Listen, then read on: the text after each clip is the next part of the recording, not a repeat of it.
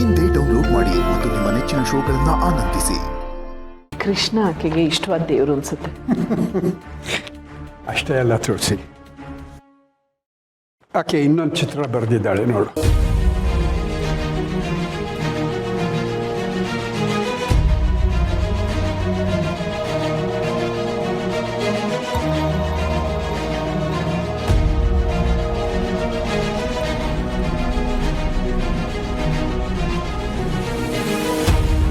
ಮಾವ, ಇದು ಯಾರಿರ್ಬೋದು? ಅವ್ರಿಗೆ ಪರಿಚಯ ಇರೋರು ಇರ್ಬೋದಾ ಅಥವಾ ಸಂಬಂಧಿಕರ? ಯಾರು ಅಂತೇನಾದ್ರೂ ಹೇಳಿದ್ರಾ? ಮಾಧವ.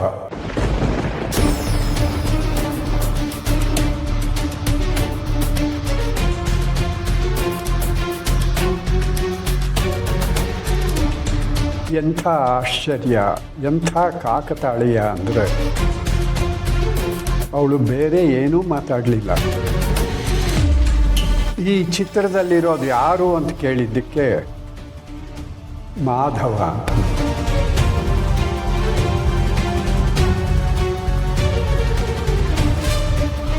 ನನಗನ್ಸುತ್ತೆ ಆಕೆ ಸಂಬಂಧಿಕರು, ಮಗನೋ ಅಥವಾ ಹತ್ತಿರದವರು ಯಾರಾದರೂ ಮಾಧವ ಅಂತ ಇರಬಹುದು. ಇದು ಅವ್ರ ಚಿತ್ರನೇ ಆಗಿರಬಹುದು ಅಲ್ವಾ?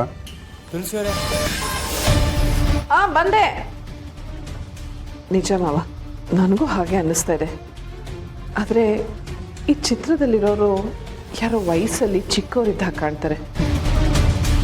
ಅವ್ರ ಮಗನೋ ಅಥವಾ ಯಾರೋ ಹತ್ರದ ಸಂಬಂಧಿಕರು ಇರ್ಬೋದು ಅನಿಸ್ತಾ ಇದೆ. ಬಂದೆ ಮಾವ, ಅವ್ರು ಕರೀತಾ ಇದ್ದಾರೆ.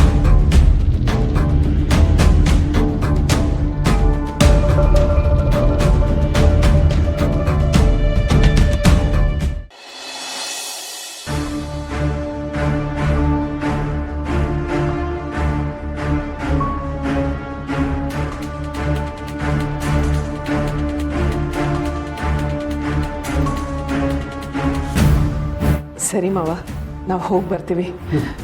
ಆಕೆನ ಹುಷಾರಾಗಿ ನೋಡ್ಕೊಳ್ಳಿ. ಏನೇ ಸಮಸ್ಯೆ ಆದರೂ ನಂಗೆ ಹೇಳಿ. ಅಲ್ಲ ತುಳಸಿಯವರೇ, ಆಕೆನ ನಮ್ಮನೆಗೆ ಕರ್ಕೊಂಡು ಹೋಗ್ಬೋದಾಗಿತ್ತಲ್ಲ, ಅಲ್ಲೇ ಡಾಕ್ಟರ್ನ ಕರೆಸಿ ಒಳ್ಳೆ ಟ್ರೀಟ್ಮೆಂಟ್ ಕೊಡಿಸ್ಬೋದಾಗಿತ್ತು. ನಾನು ಅದನ್ನೇ ಮಾತಾಡ್ತಾ ಇದ್ದೆ, ಆದರೆ ಸದ್ಯಕ್ಕೆ ಇಲ್ಲೇ ಇರಲಿ ಅಂತ ಮಾವ ಮತ್ತು ಸಿರಿ ಹೇಳಿದ್ರು. ಹೌದು ಮಾವ, ಅವ್ರು ಇಲ್ಲೇ ಇದ್ದರೆ ನನಗೂ ಸ್ವಲ್ಪ ಸಮಯ ಕಳಿಯತ್ತೆ. ಅವ್ರು ಮಾತಾಡದೇ ಇದ್ರೂ ನಾನು ಅವ್ರ ಜೊತೆ ಮಾತಾಡ್ತಾ ಕೂತಿರ್ತೀನಿ. ಆಯಿತು ಸರಿ, ನಿಮಗೆಲ್ಲ ಏನು ತೊಂದರೆ ಇಲ್ಲ ಅಂದರೆ ಸರಿ. ಆ ಥರ ಏನೂ ತೊಂದರೆ ಇಲ್ಲಪ್ಪ. ನಮ್ಮ ಸಿರಿ ಹೃದಯ ಅಂದರೆ ತಾಯಿ ಹೃದಯ ಇದ್ದಾಗೆ. ಇದೆಲ್ಲ ತುಳಸಿಯಿಂದಾನೇ ಕಲ್ತಿರೋದು.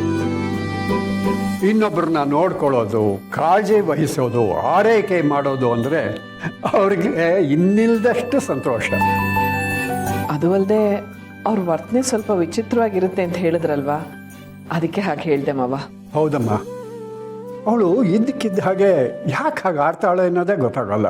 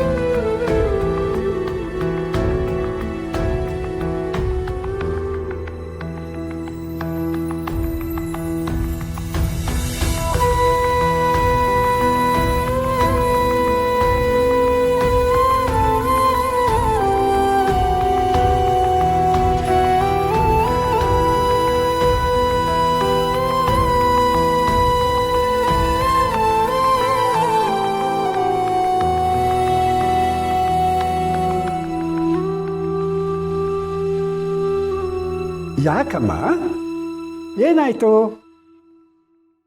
ಯಾರನ್ನು ಹುಡುಕ್ತಿದ್ದೀಯಾ? ಅವ್ರಾಗ್ಲಿಂದ ಹಾಗೆ ತಾತ, ಯಾರನ್ನೋ ಹುಡುಕ್ತಿರೋ ಥರ ಓಡಾಡ್ತಾ ಇದ್ದಾರೆ. ಯಾರನ್ನ ಅಂತ ಕೇಳಿದ್ರೆ ಏನೂ ಮಾತಾಡಲ್ಲ. ನಿನಗೆ ಯಾರ್ದಾದ್ರು ನೆನಪಾಗ್ತಾ ಇದೆಯಾ? ನೀನು ತುಳಸಿಗೋಸ್ಕರ ಬಂದಿದ್ದೀಯಾ ಅಂತ ಅಂದ್ಕೊಂಡ್ವಿ. ತುಳಸಿ ಬಂದ್ಲು, ಆದ್ರೆ ನೀನು ಅವಳ ಹತ್ರನೂ ಸರಿಯಾಗಿ ಮಾತಾಡಲಿಲ್ಲ. ಯಾರನ್ನು ಹುಡ್ಕೊಂಡು ಬಂದೆ? ಸಿರಿ, ಆಕೆ ಊಟ ಮಾಡಿಲ್ಲ, ಕರ್ಕೊಂಡು ಹೋಗಿ ಊಟ ಮಾಡಿಸು. ಸರಿ ತಾತ.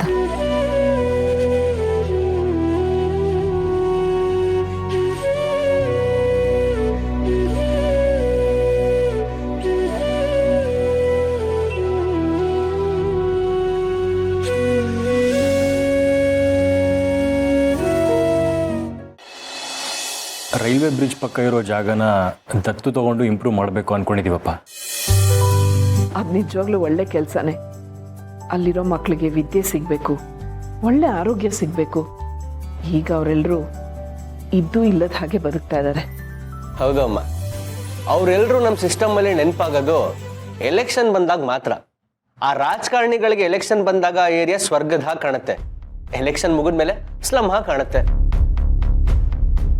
ನಿಜವಾಗ್ಲೂ ನಿಮ್ಮ ನಿರ್ಧಾರ ಸರಿಯಾಗೇ ಇದೆ. ಇನಾಗ್ರೇಷನ್ ಮಾಡುವಾಗ ಸ್ವೀಟ್ ಕೊಟ್ಟು ಊಟ ಹಾಕಿದ್ರೆ ಅದರಿಂದ ಏನು ಪ್ರಯೋಜನ ಇಲ್ಲ. ಈ ರೀತಿ 4 ಜನಕ್ಕೆ ಒಳ್ಳೆಯದಾಗೋ ಕೆಲಸ ಮಾಡಿದ್ರೆ ಖಂಡಿತ ಅವರ ಆಶೀರ್ವಾದ ನಮ್ಮ ಕಂಪನಿ ಮೇಲಿರುತ್ತೆ. ನಮಗೂ ಒಳ್ಳೆ ಕೆಲಸ ಮಾಡಿರೋ ತೃಪ್ತಿ ಇರುತ್ತೆ. ಹಾಗಾದರೆ ಆ ಏರಿಯಾ ದತ್ತು ತಗೊಳ್ಳೋದಕ್ಕೆಲ್ಲ ಸಿದ್ಧತೆಗಳಾಗಿದೆಯಾ? ಎಲ್ಲ ವ್ಯವಸ್ಥೆಗಳಾಗಿದೆ ಅಮ್ಮ. ಲೀಗಲಾಗಿ ದತ್ತು ತಗೊಳ್ಳೋ ಪ್ರಾಸೆಸ್ ಆಗಬೇಕು. ಆ ಪೇಪರ್ಗಳೆಲ್ಲ ರೆಡಿ ಮಾಡೋಕ್ಕೆ ಹೇಳಿದೆ. ನೋಡಿದ್ರ ಮಾಧವರೇ, ಮಕ್ಕಳು ಎಂಥ ಒಳ್ಳೆ ಕೆಲಸಗಳನ್ನ ಮಾಡ್ತಾ ಇದ್ದಾರೆ. ಒಂದು ಕಡೆ ಕಂಪ್ನಿನೂ ಚೆನ್ನಾಗಿ ನಡೆಸ್ತಾ ಇದ್ದಾರೆ, ಇನ್ನೊಂದು ಕಡೆ ಈ ರೀತಿ ಒಳ್ಳೆ ಯೋಜನೆಗಳನ್ನ ಮನಸ್ಸಲ್ಲೂ ಇಟ್ಕೊಂಡಿದ್ದಾರೆ. ಅಮ್ಮ, ಇವ್ರ ಮನಸ್ಸಲ್ಲಿರೋ ಯೋಚನೆಗಳು 1-2 ಕೇಳಿದ್ರೆ ನೀವೇ ಆಶ್ಚರ್ಯ ಪಡ್ತೀರಾ. ಆಶ್ಚರ್ಯಗಳ ಅಂಥ ಯೋಚನೆಗಳು ಏನು ಪೂರ್ಣಿ? ಇವ್ರಿಗೆ ಭವಿಷ್ಯದ ಬಗ್ಗೆ ತುಂಬಾ ದೂರಾಲೋಚನೆ ಇದೆ. ಈಗಲೇ ಮಗಳ ಎಜುಕೇಶನ್ ಬಗ್ಗೆ ಯೋಚನೆ ಮಾಡ್ತಿದ್ದಾರೆ. ಅದರಲ್ಲಿ ತಪ್ಪೇನಿದೆ? ಈಗಿನ ವ್ಯವಸ್ಥೆ ಅದೇ ರೀತಿ ತಾನೇ ಆಗಿದೆ. ಮಕ್ಕಳು ಹುಟ್ಟೋಕ್ಕೂ ಮುಂಚೆನೇ ಅಡ್ಮಿಷನ್ ಮಾಡಿಸ್ಬೇಕಲ್ಲ.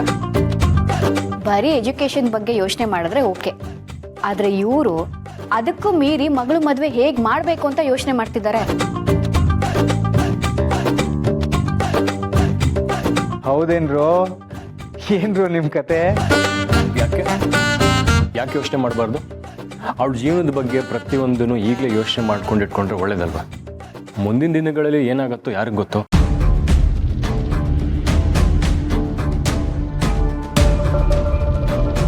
ಪ್ರಪಂಚನೇ ಅರಿಯದೇ ಇರೋ ಮುಗ್ಧ ಜೀವಕ್ಕೆ ಪ್ರಾಣ ಕಂಟಕ ಎದುರಾಗುತ್ತೆ.